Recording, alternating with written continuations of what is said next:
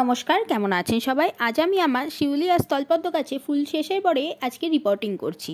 প্রথমে স্থলপদ্ম গাছের ডালগুলিকে কেটে নিয়ে তারপরে গামলা থেকে বার করে গাছের পুরনো মাটিটাকে এইভাবে ছাড়িয়ে ফেলছি, আর তার সাথে গাছের শিকড়গুলোকেও কিছুটা কেটে বাদ দিয়ে দিচ্ছি। আর একইভাবে আমি আমার শিউলি ফুল গাছের এই ডালপালাগুলোকে কেটে নিয়ে গামলাটিতে থেকে বার করে তারপর পুরনো মাটিটাকে আমি ছাড়িয়ে ফেলছি, আর সেই সাথে এই গাছেরও শিকড়গুলোকে কিছুটা কেটে দেব। এইবারে গাছটিকে রিপোর্টিং করব। রিপোর্টিং করার জন্য আমি মাটি রেডি করছি। মাটির সাথে কিছুটা শিংকুচি, হাড় গুঁড়ো, অ্যাপসম সল্ট আর একটু অনুখাদ্য, কিচেন কম্পোস্ট দিয়ে মাটিটাতে মিশিয়ে দিয়ে মাটিটাকে রেডি করে নিচ্ছি।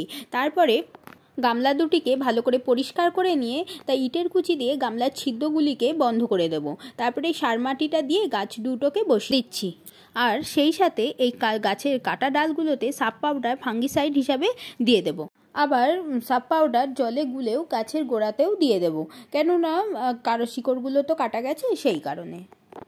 আমি এইভাবেই আমার স্থলপদ্ম গাছ আর শিউলি ফুল গাছ দুটোকেই রিপোর্টিং করলাম। ভিডিওটি যদি ভালো লেগে